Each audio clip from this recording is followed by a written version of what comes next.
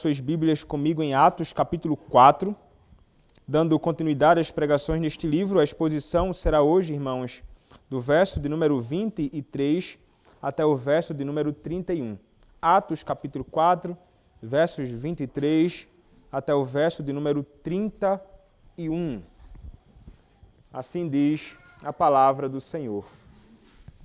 Uma vez soltos, procuravam os irmãos e lhes contaram quantas coisas lhes haviam dito os principais sacerdotes e os anciãos. Ouvindo isto, unânimes, levantaram a voz a Deus e disseram: Tu, soberano Senhor, que fizeste o céu, a terra, o mar e tudo o que neles há, que disseste por intermédio do Espírito Santo, por boca de Davi, nosso pai, teu servo, porque se enfureceram os gentios e os povos imaginaram coisas vãs. Levantaram-se os reis da terra e as autoridades ajuntaram-se a uma contra o Senhor e contra o seu ungido, porque verdadeiramente se ajuntaram nesta cidade contra o teu santo servo Jesus, ao qual ungiste Herodes e Pôncio Pilatos, com gentios e gente de Israel, para fazerem tudo o que a tua mão e o teu propósito predeterminaram. Agora, Senhor, olha para as suas ameaças e concede aos teus servos que anunciem com toda intrepidez a tua palavra, enquanto estendes a mão para fazer curas, sinais e prodígios, por intermédio do nome de teu santo servo Jesus. Tendo eles orado, tremeu o lugar onde estavam reunidos. Todos ficaram cheios do Espírito Santo e, com intrepidez, anunciavam a palavra de Deus. Amém. Podem se assentar. Vamos clamar mais uma vez ao Senhor. Senhor Deus, neste momento, ó Pai, em que a Tua palavra é mais uma vez aberta, rogo ao Senhor que o Senhor seja gracioso comigo, que o Senhor fale com a Tua igreja através da Tua palavra, que o Senhor me conceda graça, intrepidez, ousadia, para anunciar, ó Deus, a palavra do Senhor, que aqueles que aqui estão, ó Pai, ouvindo a exposição da Tua palavra, possam ser instruídos pelo Senhor mesmo, edificados pelo Senhor, alimentados pelo Senhor, exortados pelo Senhor. Ó Deus, tem misericórdia de mim. E apesar das minhas limitações, Senhor, que são muitas, fala, ó Deus, com o Teu povo. Faz isto agora para a glória do Teu nome, é o que te peço, em nome do Senhor Jesus Cristo. Amém. O que devemos fazer ou como nós podemos, irmãos, responder ou reagir diante da confrontação ou da oposição daqueles que se voltam contra nós? E quando eu penso em nós aqui, me refiro a nós como povo de Deus, como igreja do nosso Senhor e Salvador Jesus Cristo. Como é que nós devemos ou como nós podemos responder à inimizade do mundo contra nós? Uma coisa que nós sabemos e experimentamos na pele ou contemplamos muitos outros experimentando ao nosso redor é que, de fato, o mundo ele se volta contra nós. E o mundo se volta contra nós porque nós pertencemos ao Senhor, nós somos o povo do Senhor, nós somos filhos de Deus, nós somos a igreja do Senhor Jesus Cristo, coluna e baluarte da verdade. E o mundo, ao contemplar tais coisas, vai olhar para nós e, de fato, vai ser hostil a nós. Hostil como foi nos dias dos apóstolos no primeiro século, quando os homens se levantaram ali, se voltando contra o próprio Senhor Jesus Cristo, quando se voltaram contra a própria igreja do Senhor Jesus Cristo. Nós temos visto nas nossas exposições aqui como, de fato, eles estavam insatisfeitos com o que estava sendo feito, em modo bem particular aqui, pelos servos do Senhor, Pedro e João. Nós vimos que eles pela graça do Senhor, em nome do Senhor Jesus Cristo, curaram um homem coxo de mais de 40 anos de idade. E o ato deles fazerem isso provocou na liderança do povo naqueles dias questionamentos. Eles não estavam admitindo aquilo que eles estavam fazendo. Mas vimos que não somente a cura de um homem coxo provocou na liderança uma raiva, uma ira, uma indignação, mas poderíamos dizer que, sobretudo, a proclamação do Evangelho, o anúncio acerca do próprio Senhor Jesus Cristo, provocou grande indignação naqueles homens. E eles então se voltam contra o povo do Senhor, contra Pedro e João, e lançam estes homens no cárcere. E então, depois de lançados no cárcere, estes homens são colocados para serem julgados pelo Sinédrio. São colocados em pé, diante de toda a liderança do Sinédrio, ali reunida para julgar o caso deles. E nós vimos estes homens com muita intrepidez, ousadamente, falam publicamente acerca do Evangelho. E não temem a liderança, a ponto até de dizer: nós não podemos, então, deixar de nos submetermos ou nos sujeitarmos ao Senhor para obedecermos aos homens. Importa, de fato, obedecer a Deus antes de obedecermos aos homens, sobretudo quando os homens se voltam contra nós, tentando nos subjugar, tentando nos fazermos algo que seja contrário à palavra, ou quando os homens se levantam contra nós para nos impedir de fazermos aquilo que Deus ordenou na sua palavra. Importa obedecermos antes a Deus. A liderança, diante daquilo, ainda que estivessem grandemente irados e que desejando fazer todo tipo de coisas ruins contra eles, ameaçam então eles e, conscientes de que não têm o que fazer, simplesmente fazem isso. E então ordenam que eles não falassem mais em nome do Senhor Jesus Cristo. Eles tentam então impedir que os servos do Senhor pudessem então seguir em frente propagando acerca da obra do nosso Senhor e Salvador Jesus Cristo. Contudo, irmãos, depois de eles experimentarem tais coisas e então serem liberados ali pelo Sinédrio, o que esses homens fazem, né? Qual a postura deles? Como eles reagem? Quem eles procuram primeiramente para, de alguma forma, tentar tratar sobre aquilo que eles haviam experimentado anteriormente? Eles foram humilhados publicamente. Eles sofreram realmente, na pele, a perseguição e a oposição dos homens maus. E uma coisa, irmãos, que nós percebemos é que, ao invés de esses homens correrem para um tribunal para tentar, de alguma forma, encontrar alguém que pudesse se voltar contra, então, a liderança daqueles dias, ao invés de se voltarem para alguém que pudesse, de alguma forma, oficialmente ou judicialmente, se voltar contra a liderança judaica que se levantou opondo-se a eles naquela ocasião, ao invés de eles procurarem meios assim, eles procuraram a igreja. É interessante. Eles procuraram o povo de Deus.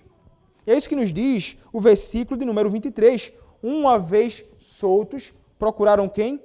Procuraram os irmãos, o povo de Deus. Procuraram a igreja do Senhor Jesus Cristo.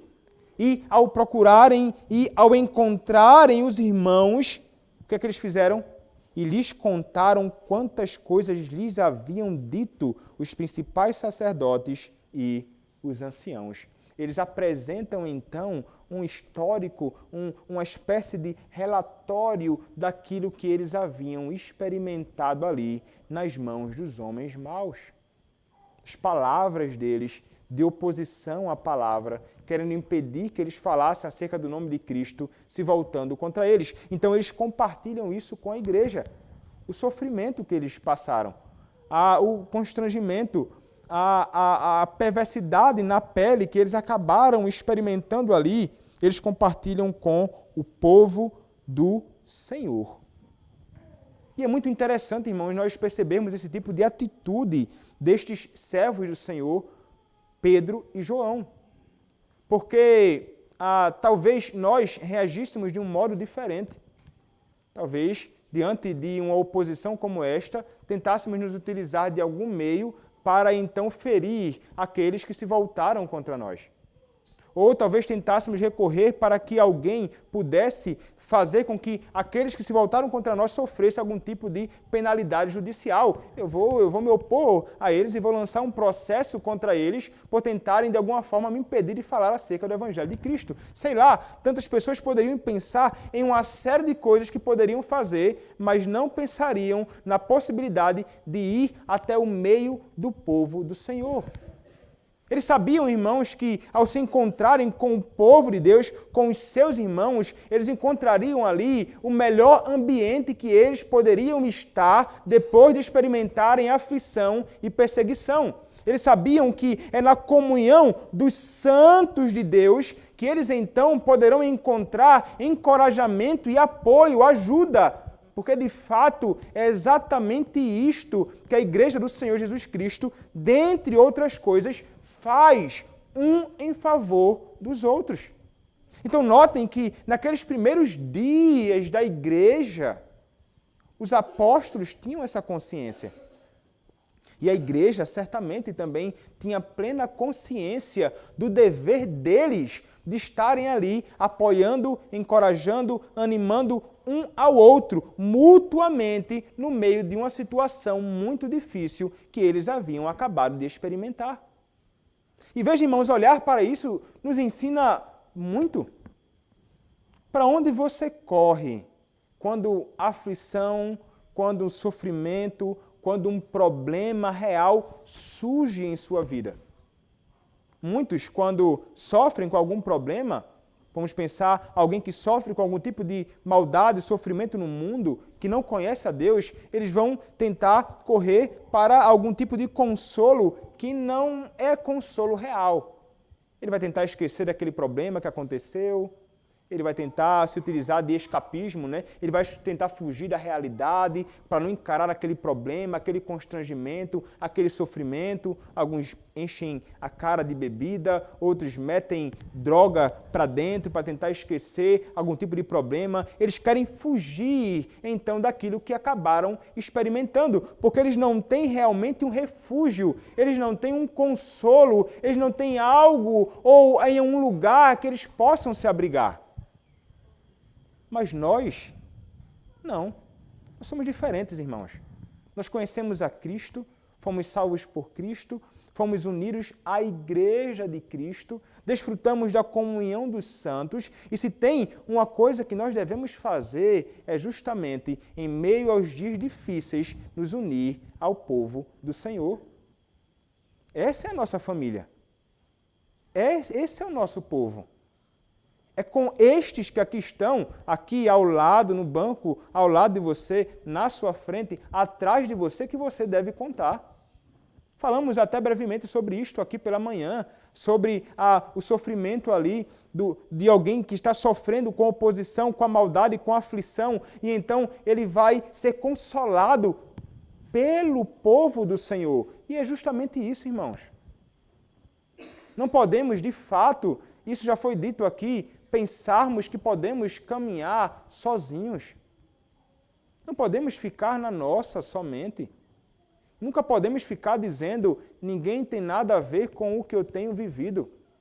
Não, isso é loucura. Isso é pedir para cada vez mais sofrer de fato e enfrentar uma carga que pode ser dividida com o seu irmão, que pode então conceder o ombro dele para ajudar a sua carga então a ser aliviada. Não faz sentido. O povo de Deus está aqui para isto. Eu estou aqui para isso. Seu irmão ao seu lado deve estar pronto para isso. E você deve estar pronto também para receber o seu irmão. Então, duas coisas são importantes aqui, irmãos. A nossa consciência de que devemos contar com a igreja, como eles entendiam. Compartilharam tudo o que haviam experimentado. Não é? Coisas boas ou coisas ruins são compartilhadas para que, na nossa alegria, alguns possam se alegrar conosco, para que na nossa tristeza, enquanto choramos, outros possam chorar conosco, mas só poderão fazer isso se souberem de fato. Como seu irmão vai poder ajudar você se você não falar? Se você ficar fingindo com a capa externa de que tá tudo maravilhoso. Como é que tá? Tá tudo bem, meu irmão. Como é que tá? Rapaz, extraordinariamente bem. Não tem problema não. Quando na realidade trata-se de uma grande mentira. Você não está sendo sincero na realidade. Você está enfrentando dificuldades.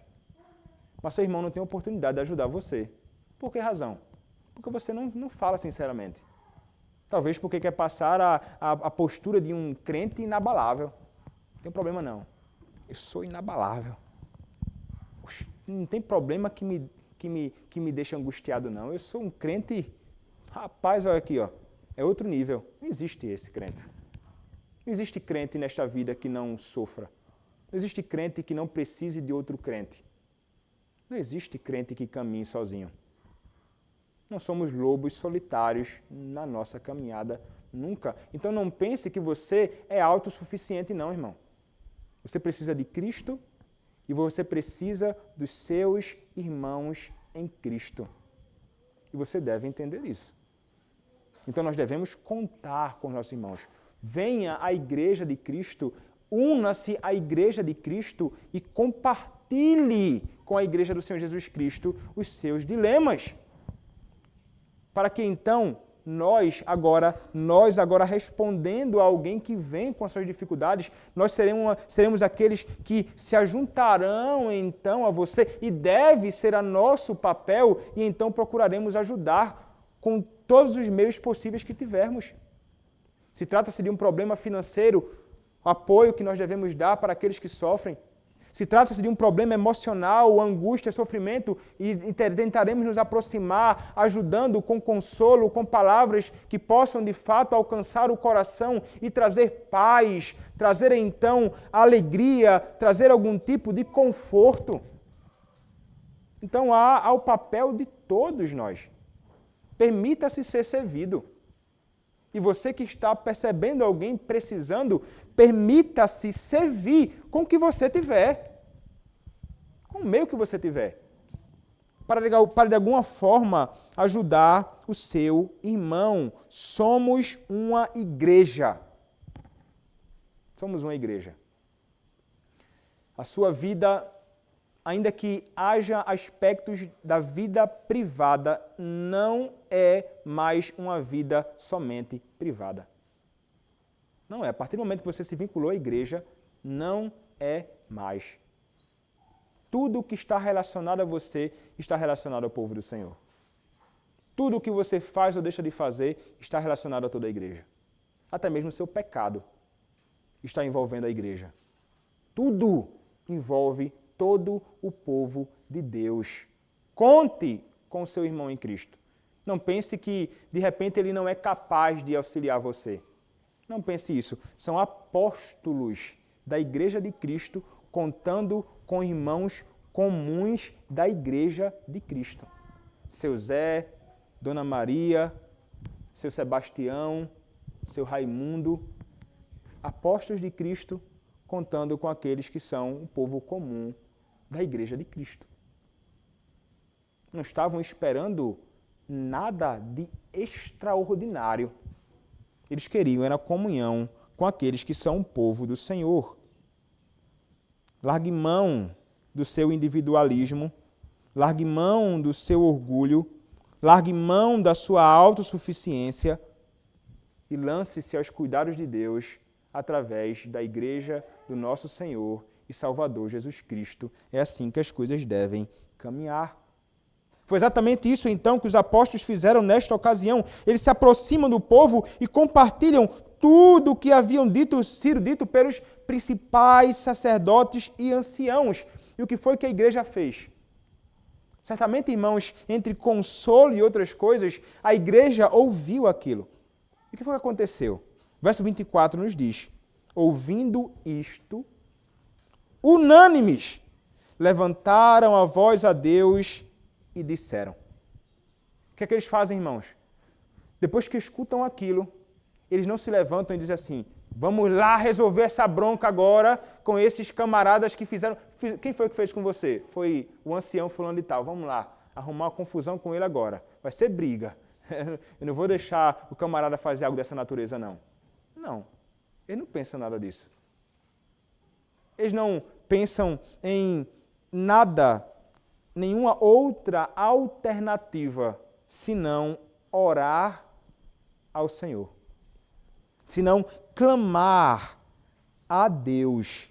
Eles, unânimes, levantaram a voz a Deus. Eles clamaram ao Senhor. Eles suplicaram ao Senhor. É interessante porque o texto vai dizer assim, ouvindo isto, unânimes. Nós já vimos essa palavra anteriormente, né? Quando nós olhamos para Atos capítulo 1, verso de número 14, quando a igreja do Senhor Jesus Cristo estava reunida ali, clamando ao Senhor para que eles fossem capacitados pelo Espírito Santo de Deus para proclamar o Evangelho, então a palavra nos diz, todos perseveravam unânimes em oração.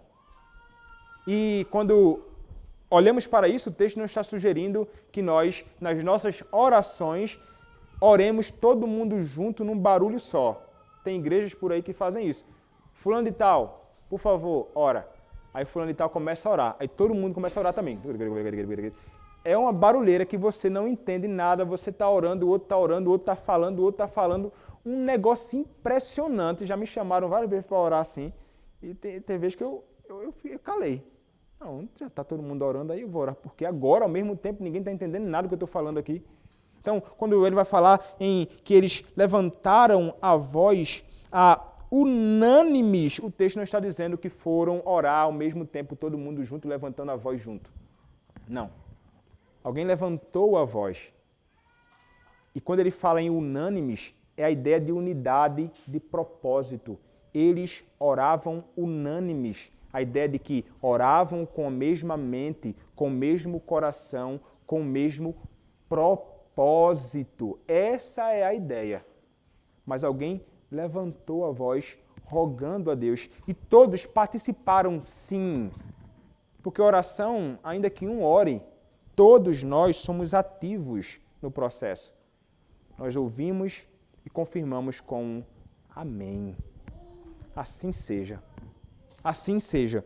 E então, é exatamente isto que está acontecendo aqui. Eles têm um só pensamento, eles têm uma unidade de coração, de propósito, e então eles clamam a quem? Ao imperador? Não, irmãos. Eles levantam a voz a Deus. E é de fato, irmãos, ao próprio Senhor Deus que nós devemos orar. É a Ele que nós devemos clamar. É a Ele e a Ele somente que realmente devemos suplicar em todo momento. Por essa razão, quando nós oramos, nós clamamos a Deus. Nós nos dirigimos ao Senhor nosso Deus, a Deus o Pai.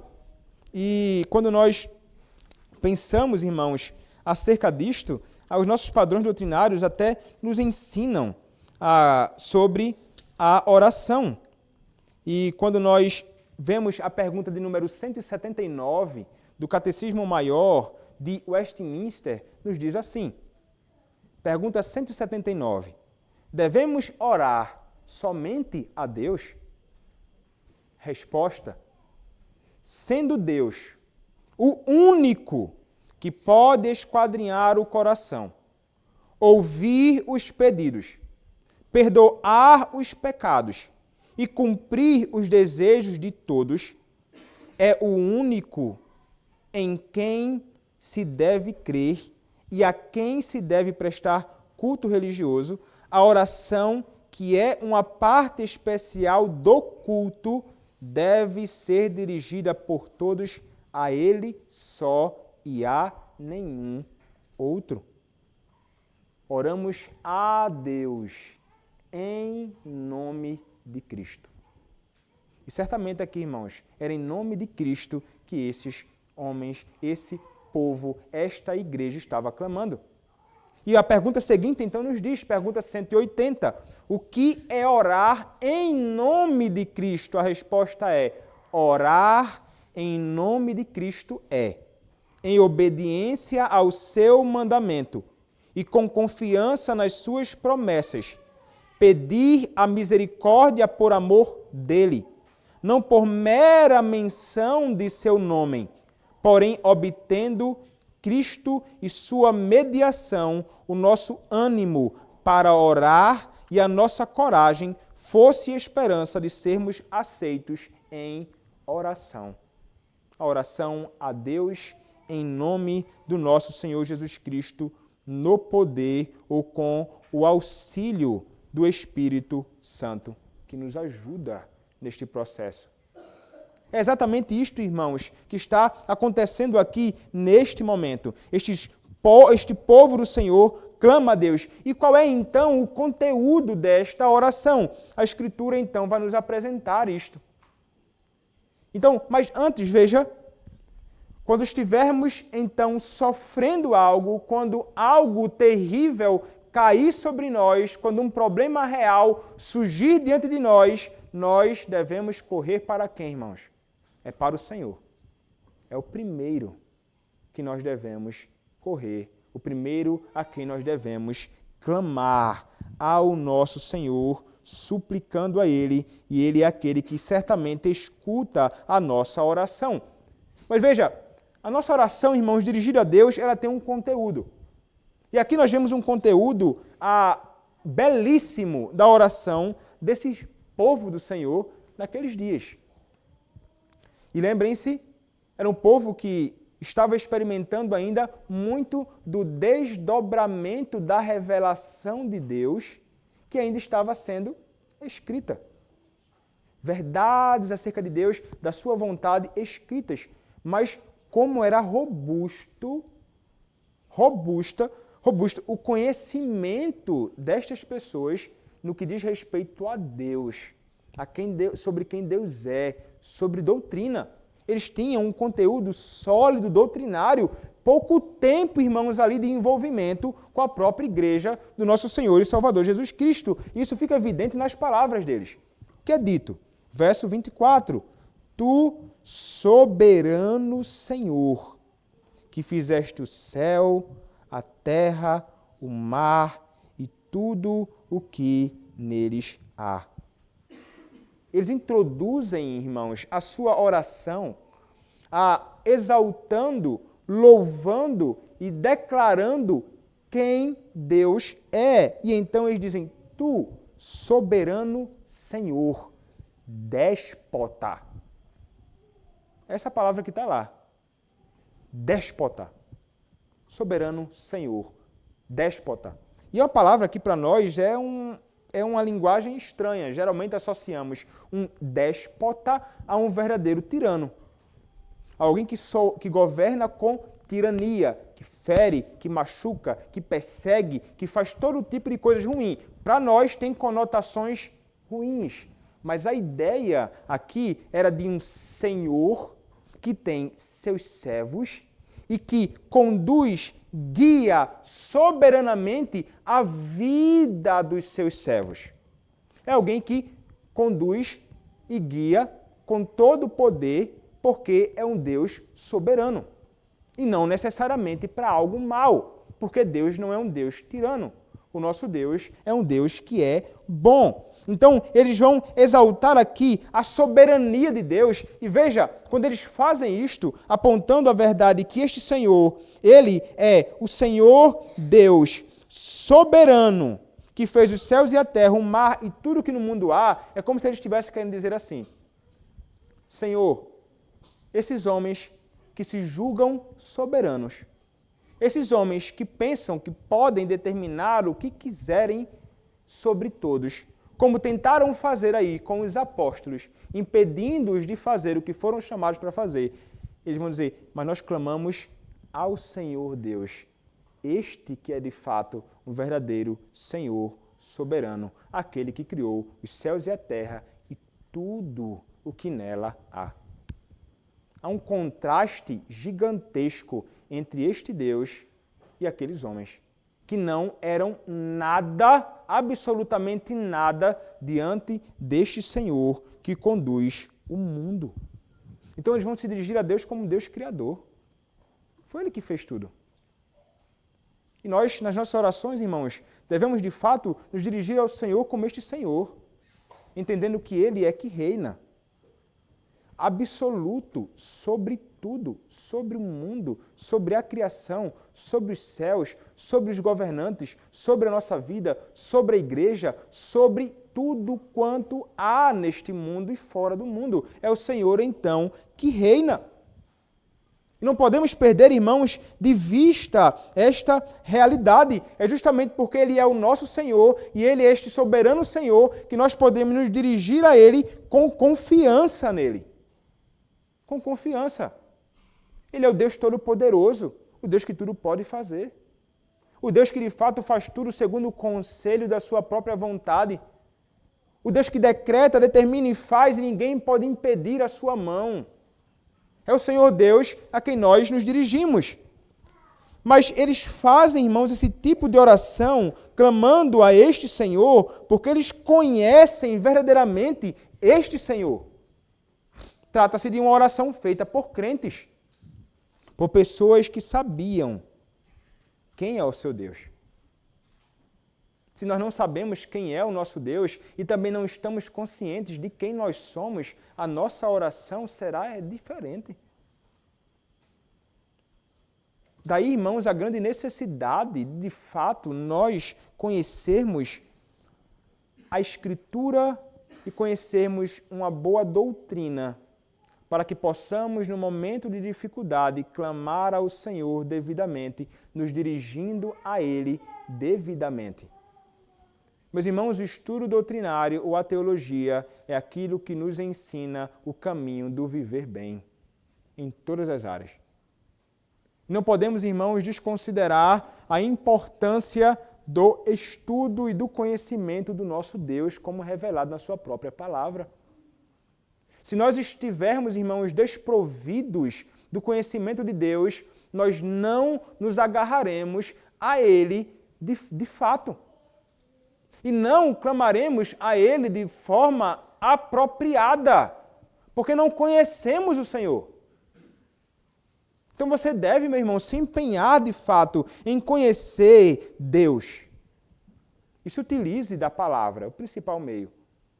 Mas se utilize de irmãos que escreveram ou falam através de conteúdos em vídeos, podcast, livros, artigos, textos vários que podem nos conduzir a um conhecimento mais profundo acerca do Senhor. Para que possamos cada dia mais entender e experimentar quem é o nosso Deus. Mas o principal meio, meu irmão, é a comunhão com este Deus através da leitura e meditação na sua palavra.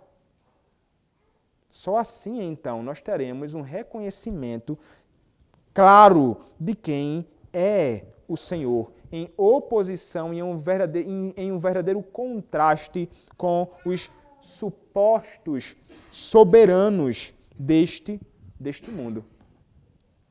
E sabendo então que Ele é soberano, irmãos, podemos confiar que Ele pode fazer. Eu clamo a um Deus que não é ineficiente. Nós clamamos a um Deus, não é fraquinho, não.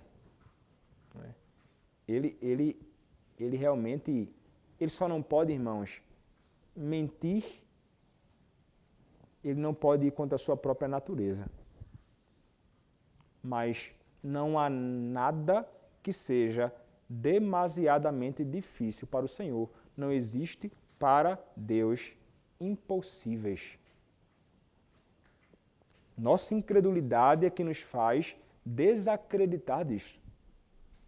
Nossa incredulidade é que nos faz desconsiderar esta realidade. Mas quando suprimimos, quando matamos, quando mortificamos a nossa incredulidade, as nossas vistas ficam claras acerca de quem Deus é. E então eu vou orar a Ele com confiança. Confiança. Seguro, certo de que, se for a sua vontade, Ele atenderá a minha oração. E Ele executará. Esses irmãos, nestes dias aqui dos apóstolos, no primeiro século, eles estavam plenamente conscientes disto, irmãos, e nós precisamos aprender.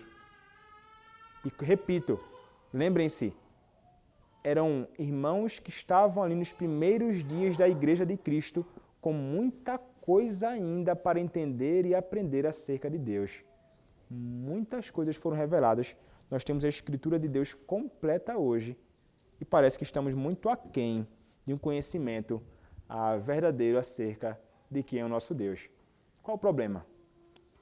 Certamente, irmãos, o problema está em nós. Precisamos seguir e prosseguir conhecendo o nosso Senhor. Isso vai nos ajudar na nossa própria oração. Mas então, irmãos, eles clamam a este Senhor, que é o Senhor Deus soberano. E então, eles agora vão continuar recheando a sua oração. Eles vão dizer o seguinte no verso 25, que disseste por intermédio do Espírito Santo, por boca de Davi, nosso pai, teu servo. E então eles vão citar aqui, irmãos, o Salmo 2, que nós cantaremos logo após o sermão aqui. Salmo de número 2. E é interessante que sobre o Salmo 2 eles vão dizer que Davi falou e foi o Espírito Santo de Deus que falou por boca de Davi ao escrever o Salmo 2. E isso é muito interessante porque aqui já nos indica, né? Quem escreveu o Salmo 2? Foi Davi, de fato. Está aqui a palavra, então, nos mostrando. Quem inspirou este homem? O Espírito Santo de Deus, que conduziu este homem a falar o que ele falou naquele momento. E então, quais foram as palavras, né? Quais palavras, então, eles vão usar aqui para argumentar com Deus na sua oração? A palavra nos diz, porque se enfurecem os gentios e os povos imaginam coisas vãs? Levantaram-se os reis da terra e as autoridades ajuntaram-se a uma contra o Senhor e contra o seu ungido. Inicialmente, então, Davi, ao escrever este salmo, ele estava pensando, os homens se voltam contra mim, contra o ungido do Senhor. Contudo, é interessante porque o próprio texto, aqui mais à frente, vai nos dizer que a referência era ao servo Jesus Cristo. Ele é o ungido do Senhor, retratado e apontado no Salmo 2. Mas a realidade é que ali o que ele estava retratando é que os homens se voltavam, mas eles imaginavam, eles tinham intentos, eles tinham propósitos que eram vãos. A realidade é que o Senhor é aquele que se levantava contra estes homens, ainda que eles tenham se levantado contra o Senhor, levantaram-se os reis da terra e as autoridades se ajuntaram contra o Senhor e contra o seu ungido. Eles estavam imaginando coisas vãs. Aquilo que eles pretendiam fazer era vão ou inútil contra o ungido do Senhor. Era inútil contra os intentos do Senhor. Eles pensam todo tipo de malignidade, mas eles não conseguirão ser prósperos nos seus intentos. Acabarão, no meio disto, cumprindo os propósitos do Senhor. Como o texto vai nos dizer mais à frente. O texto vai nos dizer assim, verso 27. Porque verdadeiramente se ajuntaram nesta cidade contra o teu servo, o teu santo servo Jesus. Está aplicando o salmo a Cristo aqui, ao qual ungiste, é o teu ungido. Quem se levantou? Herodes e Pôncio Pilatos com os gentios e gente de Israel. Então eles vão na oração apontar para um evento histórico, real, que há pouco tempo havia acontecido, que havia sido predito também pela própria Escritura Sagrada no passado. Mas então, esses homens fizeram os seus intentos, né? Eles imaginam coisas, eles querem fazer o mal, mas o que é que eles fizeram então no final? Verso de número 28. Para fazerem tudo o que a tua mão e o teu propósito predeterminaram. Como assim? Eram os intentos desses homens, mas eles estavam cumprindo a vontade de Deus. Eles não fizeram valer os propósitos deles, ainda que imaginassem que estivessem vencendo e sendo então prósperos nos seus intentos. A realidade é que eles estavam cumprindo em meio a tudo aquilo o que o próprio Senhor Deus havia decretado desde antes da fundação do mundo. Decreto de um Deus E é um decreto que é irrevogável. E eles estavam agindo então como servos do Senhor. Como assim, pastor? Irmãos, o Senhor Deus que levantou esses homens para que se voltassem contra o seu próprio filho.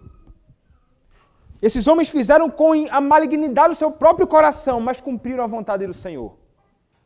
Serão tratados e punidos pelo seu próprio pecado, pela sua própria mentira, pela traição, pela inveja, por tudo aquilo que fizeram, são responsáveis. Mas o Senhor Deus é soberano e foi Ele que conduziu. E as coisas deveriam acontecer exatamente assim. Era necessário que o Senhor Jesus Cristo experimentasse tais coisas, senão não haveria redenção para nós. A vontade e o propósito do Senhor deveriam se cumprir, e este então foi o meio. Então veja que consciência dessas pessoas, de quem Deus é, da vontade do Senhor como revelada na sua palavra e nos eventos redentores do Senhor, e a consciência de que o Senhor é soberano, Ele decreta e faz o que Ele quiser. Veja que oração, irmãos, robusta de teologia. Não é oração rasa, não. É uma oração recheada da Escritura Sagrada e das verdades acerca desse Senhor. A oração é baseada na palavra. E uma coisa, irmãos, que nós precisamos fazer. Como precisamos, irmãos, rechear de fato as nossas orações com as verdades de Deus reveladas na Escritura. Promessas do Senhor, ameaças do Senhor, verdades acerca de quem Deus é, verdades gloriosas sobre as ações dele no passado em favor do seu povo. Tudo, irmãos, ali para nós, para o nosso ensino, para a nossa edificação, mas que serve também como argumentos que podemos colocar em nossas orações dirigidas ao nosso Senhor. Senhor, a tua palavra promete isto. Senhor, como fizeste no passado em favor do teu povo, libertando-os da mão dos homens maus no Egito, liberta-nos. Senhor, escuta a nossa oração, age em nosso favor. Nós vamos clamar baseados nas verdades de Deus. E o Senhor, então, escutará essa nossa oração, quando é uma oração de fé, sinceramente apresentada a Ele, em nome de Cristo, por coisas lícitas, em conformidade com a Sua palavra. É isso que nos ensina a nossa fé, e é dessa forma que nós devemos nos dirigir ao Senhor, não de qualquer jeito. Veja, a nossa oração deve ser feita belíssima para impressionar ninguém. Mas deve ser feita, irmãos, a Deus, baseados naquilo que Ele revelou. Mas aí entra um problema. Por que as nossas orações são tão pobres? Por que as nossas orações são tão vagas de um verdadeiro conteúdo bíblico, doutrinário ou teológico? Você vai para muitas igrejas por aí, você escuta alguém orar, você fica espantado. Mesmo, o que essa pessoa está falando? Eu não vou dizer nem amém para uma oração como essa aí, que está falando coisa que não faz sentido, pedindo a Deus por coisas que não são lícitas, pela palavra, se dirigindo a Deus de um modo totalmente inapropriado. Papaizinho. Ou outras expressões, palavras que são usadas para se dirigir ao Senhor, aquele homem lá do alto, ou coisas dessa natureza. Coisas estranhas que muitas pessoas acabam imaginando que estão orando a Deus, até mesmo muitas vezes apresentando promessas que não se encontram na Escritura Sagrada, mas são coisas que eles escutaram de alguém. Essa verdade, esse ditado, essas palavras foram tão popularizadas que ele imagina que isso aí está na Bíblia, quando na realidade não está. Clamando a Deus baseado em algo que não é a verdade de Deus. Ou pedindo a Deus por coisas ilícitas, né? Como alguém que vai então subir a um púlpito, ele é o pastor da igreja, ele não vai pregar, aí então ele chama alguém que é uma apóstola da igreja dos sei das quantas, e então ele vai orar pedindo a Deus que o Senhor Deus abençoe a pregação da palavra feita por uma mulher que se diz apóstola da igreja não sei das quantas. Pedindo por algo que não é lícito, por exemplo. É um exemplo que veio na minha cabeça agora. De alguém que vai pedir por algo que o Senhor abomina ou algo que o Senhor reprova. Veja que isso revela uma falta de compreensão da Escritura e uma falta de conhecimento da Escritura. Portanto, irmãos, o que é que de fato faz com que nossas orações sejam tão rasas? É que nós não conhecemos a palavra. É porque nós não dedicamos o tempo que deveríamos dedicar à leitura da palavra. É porque não dedicamos tempo suficiente à meditação na palavra. É porque nós não dedicamos tempo suficiente para a leitura de bons conteúdos sobre a palavra. É porque nós desprezamos a palavra. Essa é a realidade. Então, nós nem temos disposição para orar e quando oramos, não oramos de modo adequado. O que é que precisamos então fazer, irmãos? O caminho é simples, não é nada extraordinário, é ordinário.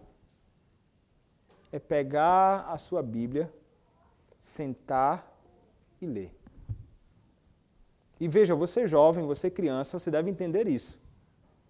Você não fique pensando assim, meu pai leu a Bíblia para mim de manhã. Ouvi a Bíblia ser lida. Meu pai leu aqui, Ezequiel capítulo 6, hoje inteirinho. Agora eu vou brincar, vou estudar, vou fazer um monte de coisa, mas não vou ler minha Bíblia, porque meu pai já leu. Aqui, negativo. Você deve ler a sua Bíblia. Pegue a Bíblia, leia a Escritura. Você, sozinho. Se não sabe ler, peça. Agora você vai precisar de alguém que lê de fato para você. Mas se você é alguém que lê a Bíblia, já sabe ler, pega a sua Bíblia e leia. É uma responsabilidade sua, um dever particular seu, nessa ocasião, criança, para que você possa então encher a sua mente com a palavra de Deus. Para que você, quando for orar, possa orar segundo a vontade do Deus que te criou. Mas para isso, você precisa conhecer a palavra. E lendo a palavra é importante. Pensando naquilo que a Bíblia diz, naquele texto ali. E quando tiver dúvida, pergunta ao seu pai. A sua mãe que deve tentar explicar para você. Se não souber, ele vai procurar, dá um jeito de explicar. Mas pergunta ao seu pai, seja instruída na verdade. Pergunta à sua mãe, seja instruída na verdade.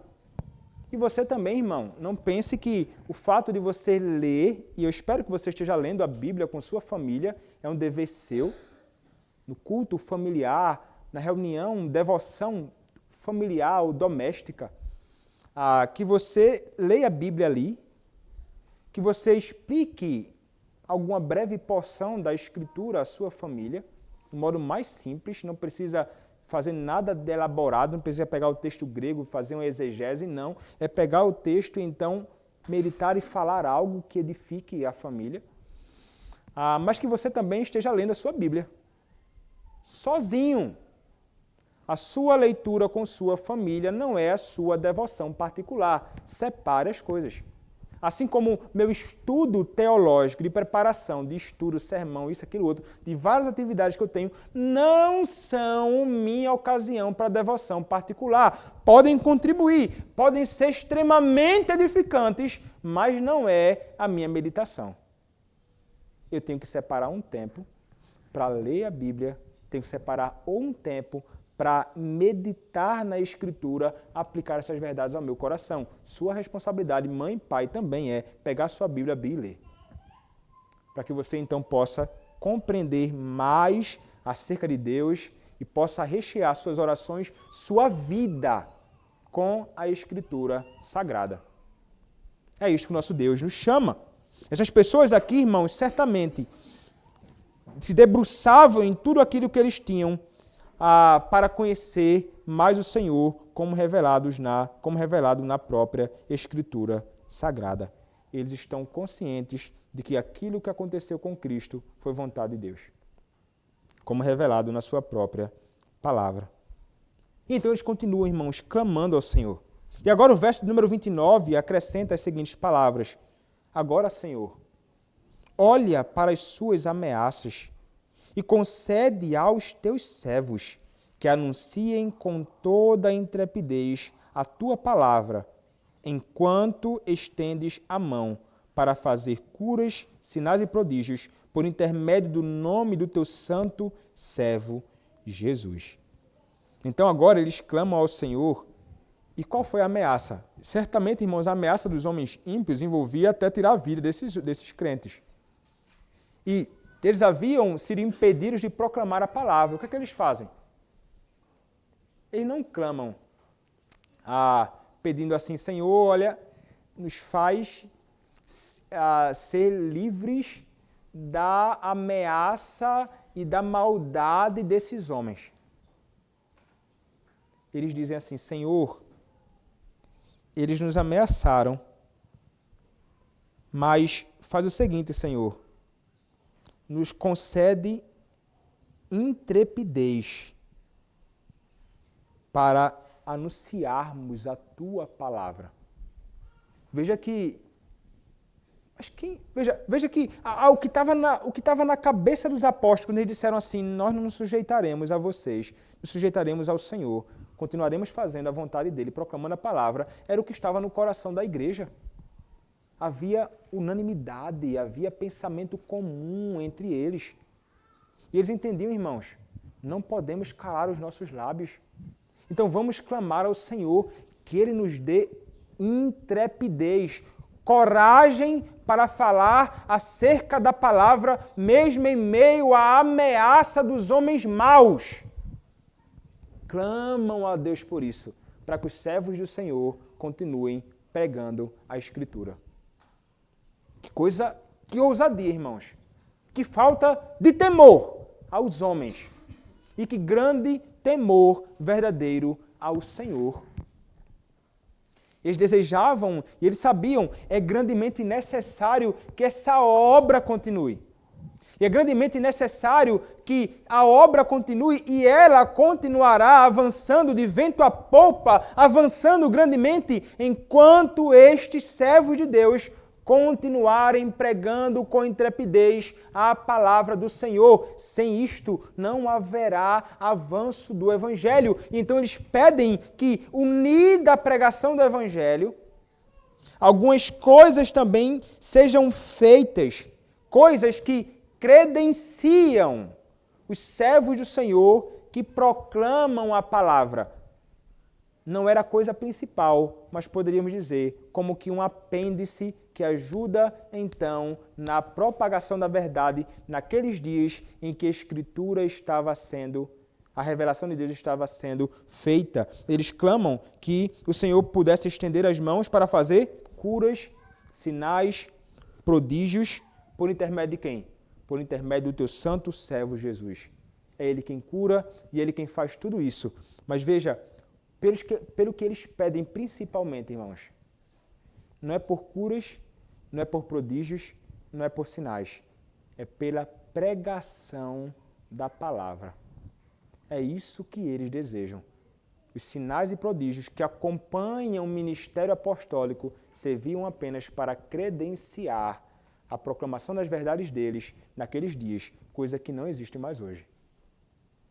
A oração é que a tua palavra seja proclamada. É diferente do que muitas igrejas propagam por aí e é diferente do conteúdo das orações de muitas pessoas por aí. O que muitos querem? Cura. Você vê assim na frente da igreja aí, cura, libertação, tiramos o demônio do dinheiro, demônio do adultério, demônio da unha encravada, demônio que tira o dinheiro da sua carteira, demônio de não sei das quantas, cura de não sei o que lá, libertação disso. É o que tem. Oração forte para libertar você do demônio, não sei das quantas.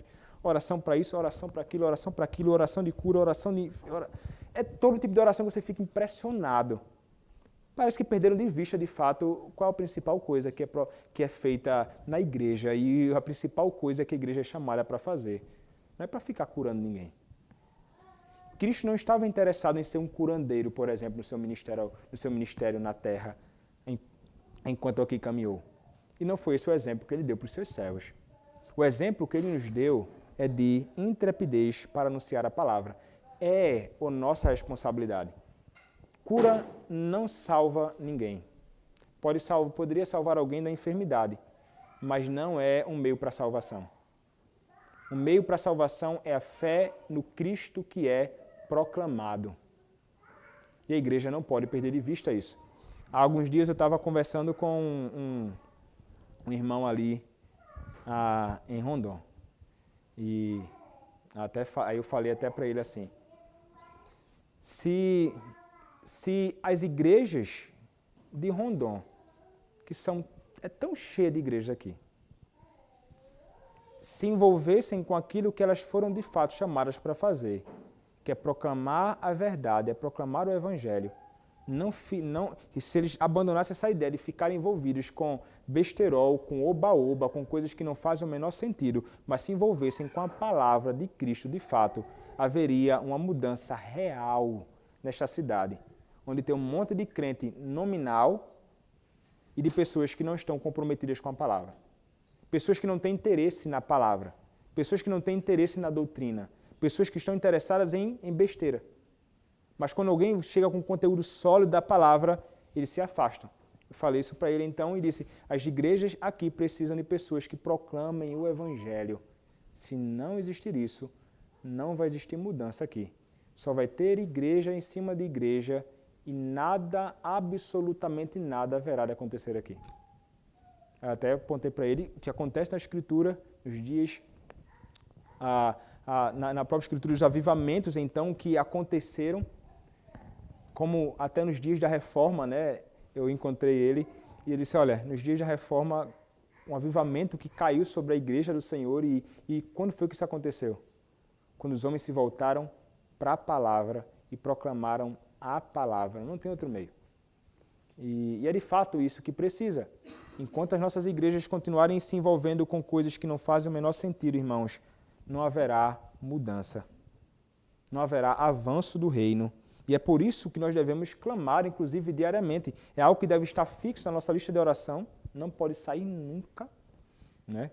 Até lá na central, eu tenho esses irmãos, ó, eles têm um costume de escrever no quadro os pedidos de oração do dia, né? Você faz a oração e pede no dia. Ele disse assim, tem uma coisa que vocês precisam colocar aqui como um pedido fixo, que não deve sair. Vocês devem escrever nesse quadro com a caneta que não sai com álcool. Pregação da palavra, avanço do reino. É isso que você deve colocar aqui e nunca sair. É o pedido que vai ficar fixo aqui. Porque por isso nós devemos rogar continuamente. Continuamente.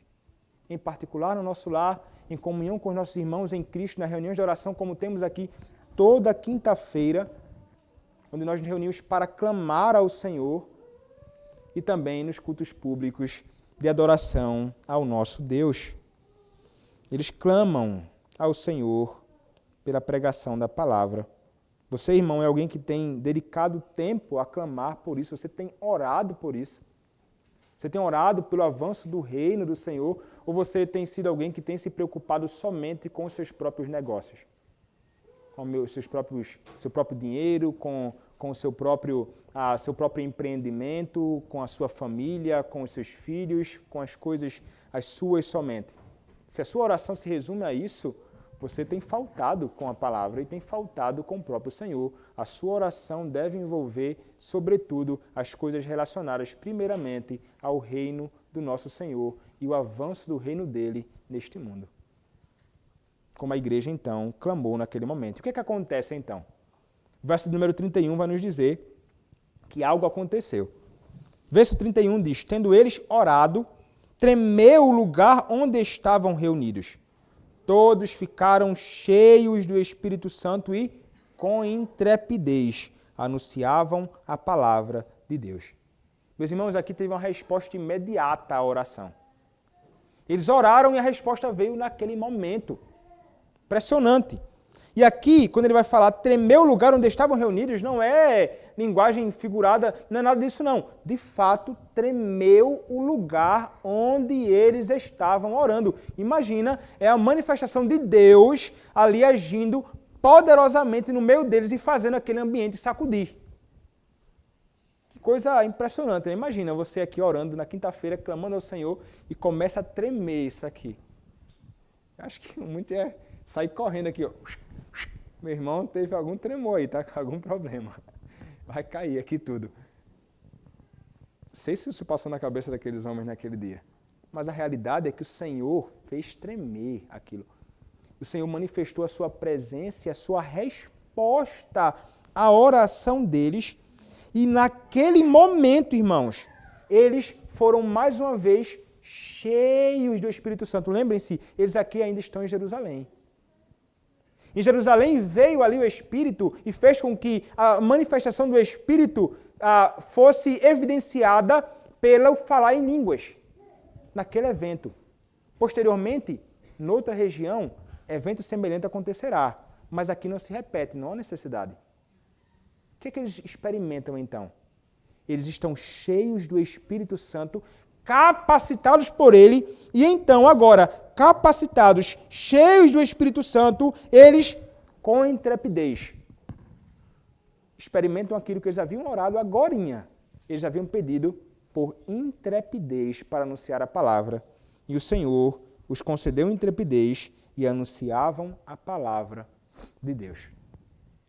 De um Deus que respondeu à oração. E aqui nos mostra, irmãos, o Senhor responde às nossas orações.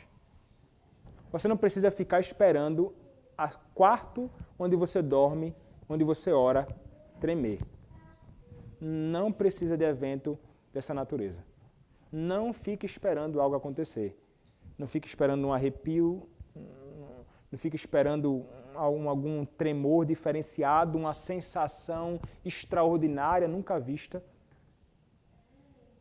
Nós vamos orar e o Senhor, segundo a sua vontade, se as nossas orações estiverem em conformidade com a sua palavra, as suas promessas feitas a Deus, em nome de Cristo, sendo a vontade dele no final, ele fará. Imediatamente? Nem sempre. Não necessariamente. E nem sempre responderá a nossa oração como nós queremos. Mas ele responde a nossa oração, dando-nos aquilo que nós queremos ou não, mas ele responde ao nosso clamor. E nós devemos então, irmãos, suplicar a Deus.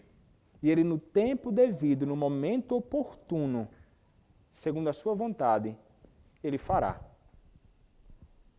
Sobretudo, quando nós clamamos por tudo aquilo que ele deseja que nós clamemos, como o clamor que nós devemos fazer pelo anúncio da palavra. E assim, irmãos, aqueles por quem clamamos, por nós ou pelo reino, e por todos aqueles que estão envolvidos com a obra, quando clamamos para que o Senhor os encha com o Espírito Santo e pregue com intrepidez, isso tem acontecido e continuará acontecendo se a Igreja do Senhor Jesus Cristo continuar clamando ao Senhor por intrepidez e ousadia no abrir a boca para proclamar acerca da palavra dele. E no momento oportuno, na ocasião em que tivermos para falar, o Senhor Deus nos capacitará a falarmos com liberdade e ousadia, sem temor, acerca da vontade dele. Ore, portanto, meu irmão, a Deus, ao Senhor soberano, que ele capacite você, que ele capacite os seus irmãos em Cristo, que ele capacite os ministros do Evangelho a seguirem em frente, pregando com intrepidez a palavra do Senhor, para que este mundo possa conhecer a Cristo. E é exatamente isto que este mundo precisa conhecer. É exatamente este Cristo que você que não é salvo, mas é ímpio, está perdido, precisa conhecer. Você precisa de Cristo. Ele é o único que pode salvar você da condição que você se encontra. E você deve se arrepender do seu pecado, deve crer em Cristo, que é o Evangelho, e então você encontrará vida. Fora dele, só a morte e condenação. E é isso que virá sobre todos aqueles que não se rendem ao Senhor Jesus Cristo, mas aqueles que se rendem a este, que é anunciado com intrepidez pelos servos do Senhor, vão desfrutar de alegria e delícias sem fim na presença de Deus. Novos céus e nova terra, onde a justiça habita, é aquilo que é concedido graciosamente a todos aqueles que se aproximam de Cristo, depositando nele a sua fé, arrependidos dos seus pecados. Arrependa-se do seu pecado e creia no Evangelho, creia no nosso Senhor e Salvador, Jesus Cristo. Amém. Vamos orar. Senhor nosso Deus, nós te louvamos, Pai, e te agradecemos pela tua palavra, pela graça que temos de lê-la, de expor a tua palavra na tua casa, Senhor. Concede a nós, ó Deus, a graça de orarmos devidamente. Concede a nós, ó Deus, a graça de conhecermos a tua verdade, as tuas promessas, as tuas advertências, quem tu és, para que possamos, ó Deus, rogar ao Senhor e falar com o Senhor de um modo apropriado. Ó Deus, enche o nosso coração com as tuas verdades, Senhor, e que elas voltem para ti, não somente em cânticos de louvor, segundo a tua palavra, mas também, ó Deus, em orações, em conformidade com a tua palavra, por coisas lícitas, em nome do Senhor Jesus Cristo, ao Senhor, nosso Deus e o Pai, no poder do teu Santo Espírito. Capacita-nos, Pai, e dá a nós, o teu povo, a ousadia e intrepidez que concedeste aos teus servos naqueles dias da igreja dos primeiros séculos, mas ousadia e intrepidez para falarmos, para anunciarmos a palavra do Senhor neste mundo, para a edificação dos crentes e para a salvação do perdido. Ó Deus, enche-nos com teu Santo Espírito, é o que te rogamos, em nome do nosso Senhor e Salvador Jesus Cristo. Amém.